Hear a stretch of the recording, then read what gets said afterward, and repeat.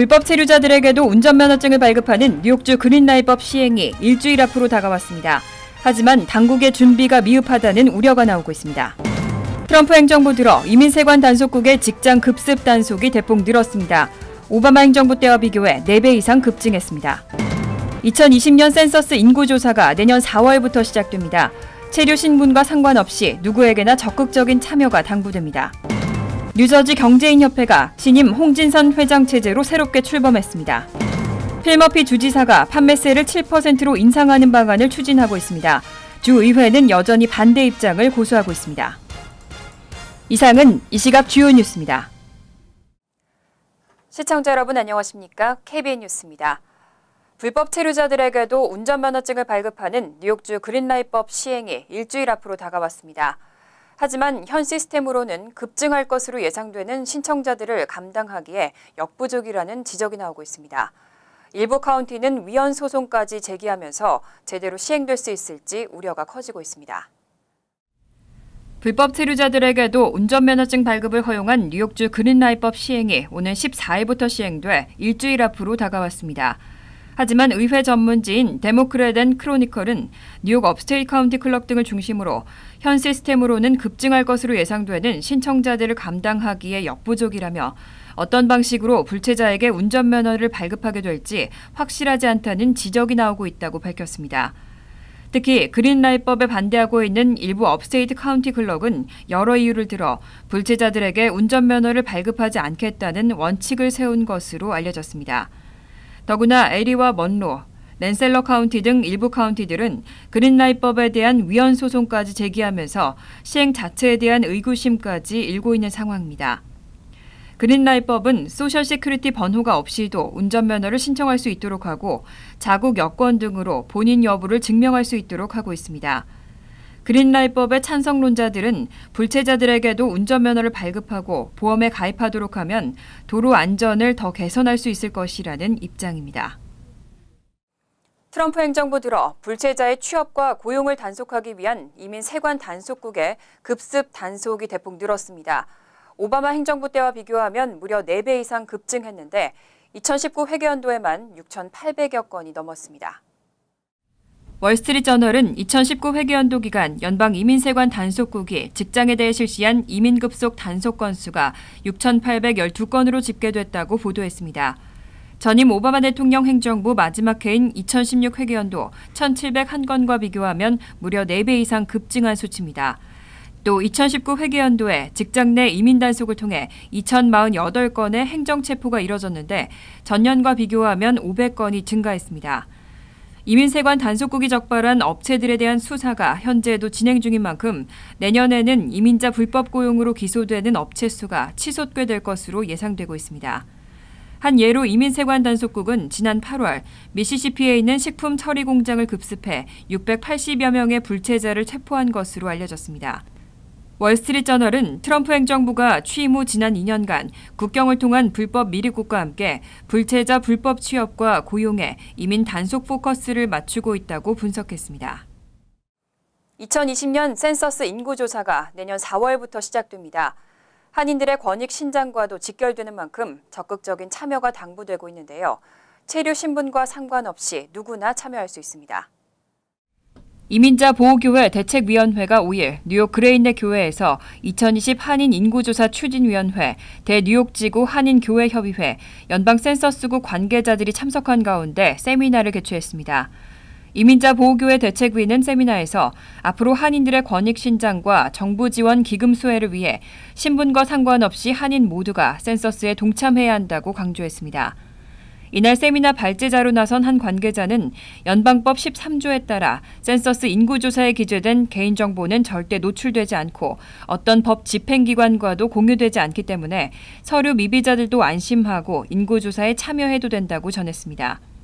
시민참여센터 김동찬 대표는 인구조사 참여는 정치력 신장의 기본이라며 조사 참여는 시민권자만 하는 것이 아니라 유학생과 지상사 직원, 단기 체류자와 서류 미비자 등 모든 한인들이 참여 가능하다고 강조했습니다. 센서스국에 따르면 2020년 인구조사는 4월 첫 답변 요청장 발송을 시작으로 미응답자 답변 요청 과정을 거친 후 7월에 마감됩니다. 뉴저지 경제인협회가 신임 홍진선 회장 체제로 새롭게 출범했습니다. 신임 회장은 능력 있는 차세대들을 더 많이 영입하고 창업스쿨 등 행사를 통해서 한인 경제인들의 네트워크를 확대시키도록 하겠다고 밝혔습니다. 보도에 임동규 기자입니다. 뉴저지 한인 경제인협회가 어제 저녁 포트리 더블트리 호텔에서 회장 이취임식 행사를 개최했습니다. 제19대 회장에 취임하는 홍진선 신임 회장은 전임 회장으로부터 협회기를 전달받아 뉴저지 경제인협회의 새로운 출발을 알렸습니다.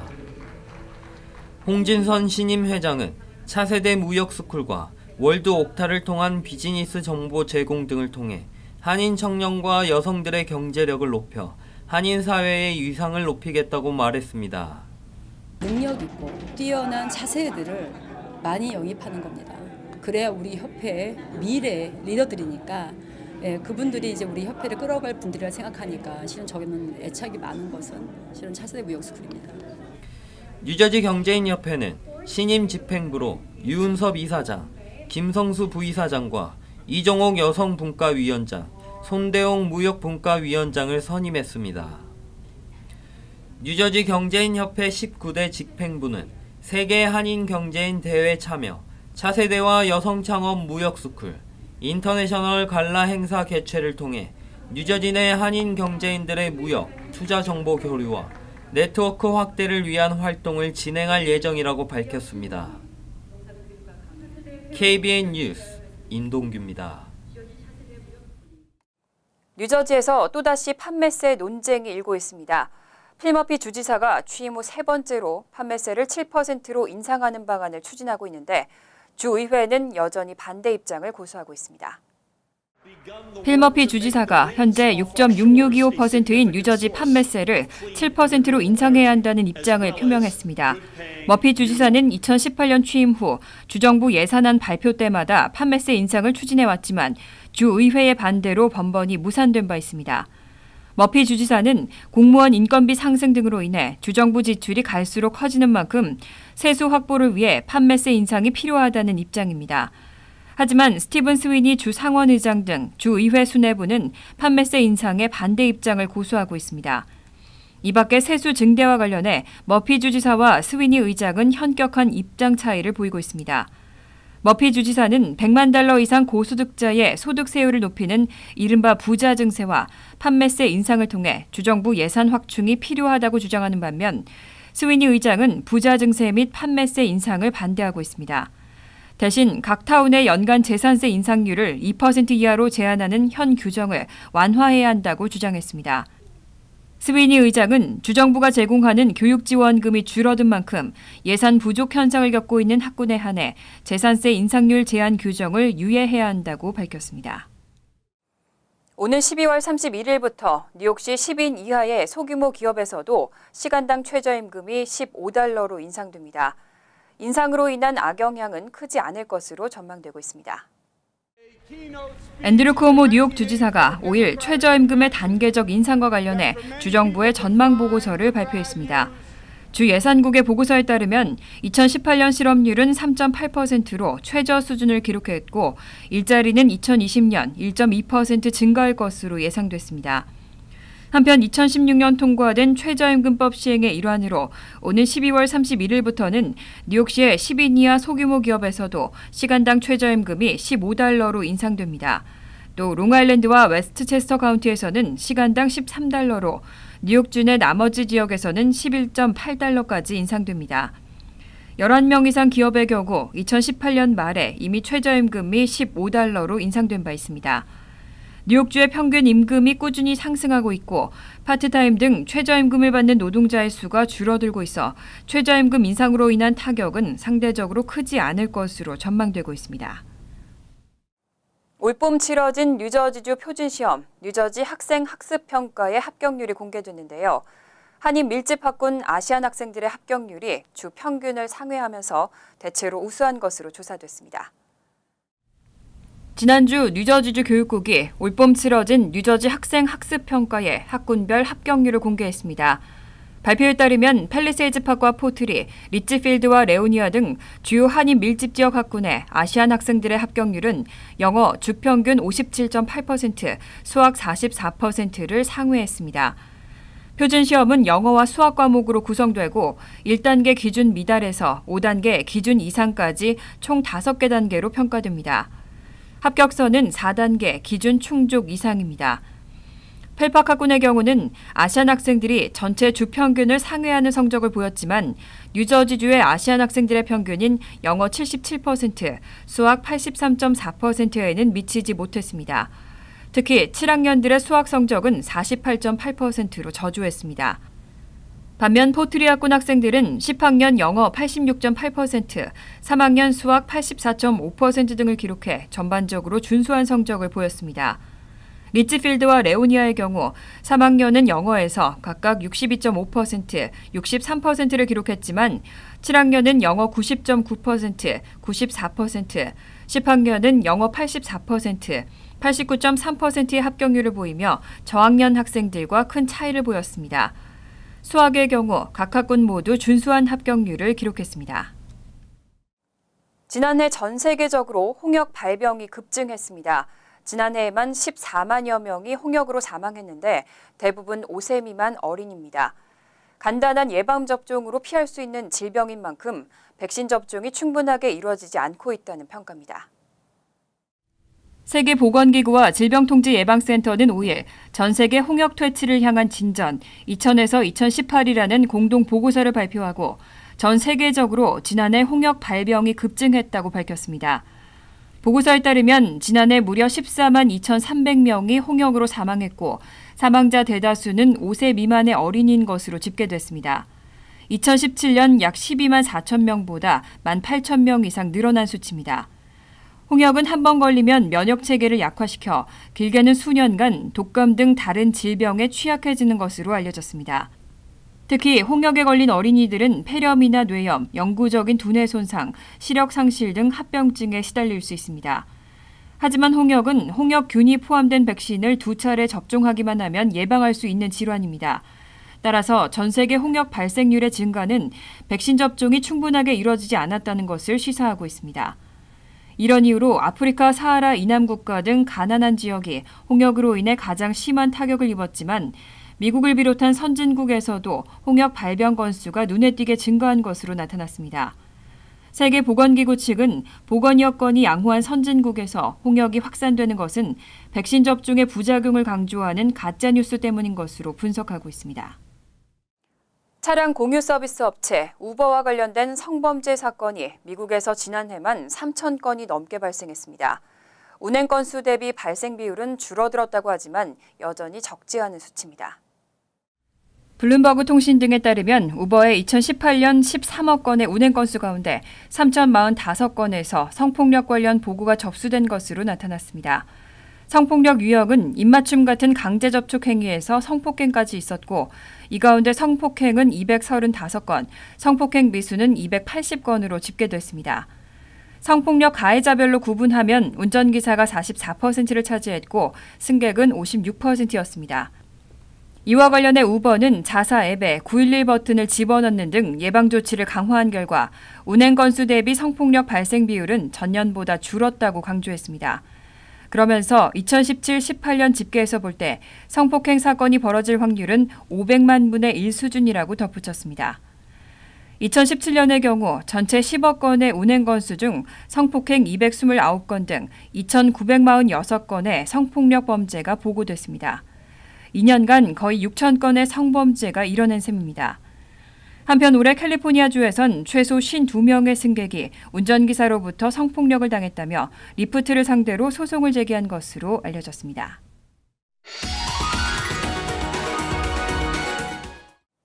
이어서 LA 지역 한인사회 소식입니다.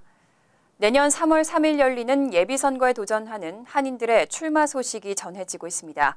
특히 이번 선거에는 20, 30대 젊은 청년들이 주류 정치계에 도전장을 내면서 한인들의 관심이 더 커지고 있습니다. 홍지은 기자가 전해드립니다. LA 한인타운 전체가 포함된 캘리포니아주 34지구 연방 하원에 도전장을 내민 데이비 킴 후보. 메가더 공원 주민위의 대의원과 LA 세입자 연맹 회원으로 활동 중인 김 후보는 현재 주민들이 직면하고 있는 문제에 근본적인 해결점을 찾기 위해 선거에 출마하게 됐습니다. 김 후보는 무엇보다 시민들의 경제적 자유가 우선시돼야 한다고 강조합니다. 한인 사회에서도 지금 경제적으로 힘들어하는 분들이 너무 많습니다. 12시간 동안 그냥 모든 노동법을 깨져가면서도 그런 이제 12시간 동안 일하고, 그래서 그분들한테 기본 소득을 준다면은 그런 얼마나 큰 그런 도움이 될까.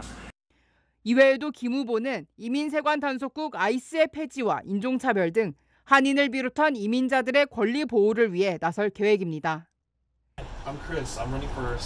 이민자들을 위해 정치에 도전하는 또 한 명의 한인 청년, 크리스 임. 세리토스 시의원에 출마한 크리스 임 후보는 이민 생활에 어려움을 겪는 가족들을 보며 출마를 결심했습니다.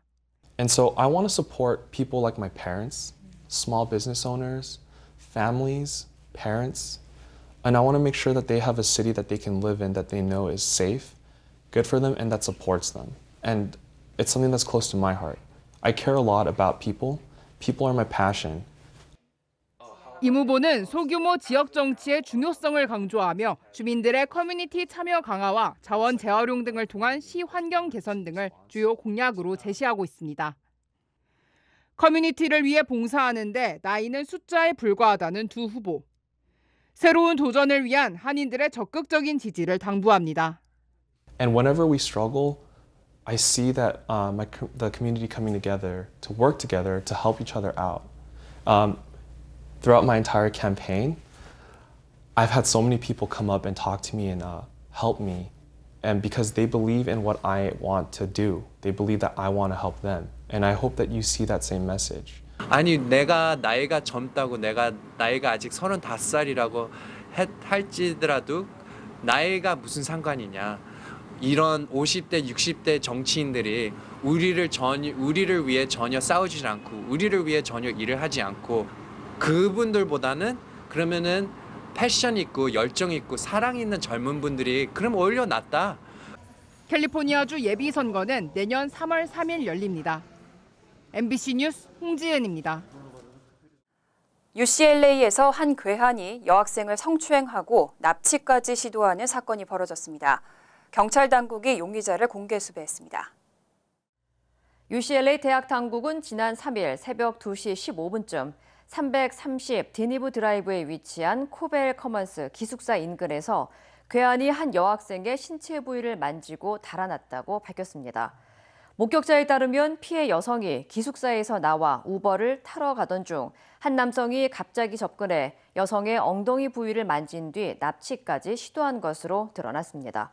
경찰은 용의자는 23살에서 28살 사이 흑인 남성으로 추정되며 성추행을 저지른 뒤 은색 세단을 타고 웨스트 남쪽 방면으로 도주했다고 설명했습니다. 한편 이번 사건은 지난달 27일 UCLA 시큐리티 요원이 무차별 폭행을 당하는 일이 벌어진 지 불과 일주일 만입니다. 간추린 소식입니다.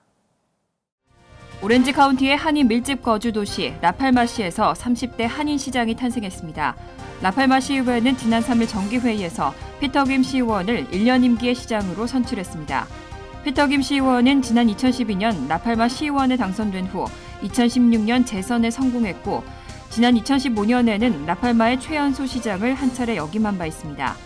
김 시의원은 다시 한 번 더 시장으로 일할 수 있는 기회를 준 시의회와 주민들에게 감사하다고 전했습니다. 브루클린 테크 고등학교에서 5.15 전 폭파 위협으로 학생들을 인근 롱아일랜드 대학교의 브루클린 캠퍼스로 대피시키는 소동이 발생했습니다. 학교는 이날 오전 7시 폭탄 위협 이메일을 받은 즉시 뉴욕시경에 알렸고 경찰이 바로 수사에 착수했습니다. 이에 6천 명의 학생은 인근 포트 그린 파크에서 1시간 동안 기다리다 근처 롱아일랜드 대학교로 이동했습니다. 이후 경찰이 학교 내 위험이 없다는 것을 확인한 후 오전 11시 15분쯤에야 수업이 재개됐습니다. 메트로폴리탄 교통공사가 허술한 신원 조회로 중범 범죄자를 채용했던 것으로 조사됐습니다. 뉴욕시 내사과는 11일 지난 2015년 1월부터 2017년 8월까지 채용된 버스 운전기사 2,600명에 대해 감사를 실시한 결과 이 중 11명이 범죄자로 드러났다고 밝혔습니다. 이들은 과거 성폭행과 강도, 총기 소지와 마약 판매 등의 혐의로 유죄 판결을 받았지만 이력서에 이를 숨긴 것으로 알려졌습니다. 내사과는 이들을 즉시 해고했다고 밝혔습니다. 뉴욕시경이 용의자를 검거하는 과정에서 총기 사용이 늘면서 사망자가 최근 3년 새 가장 많은 것으로 집계됐습니다. 뉴욕시경이 발표한 총기 사용 현황에 따르면 올해 경찰이 용의자를 제압하는 과정에서 22명이 경찰에 쏜 총에 맞았고 이 중 12명이 숨졌습니다. 또 테이저건의 사용도 늘면서 지난 2018년 995번의 테이저건을 사용해 전년보다 267번이나 많이 사용한 것으로 나타났습니다. 환율과 증권 소식입니다.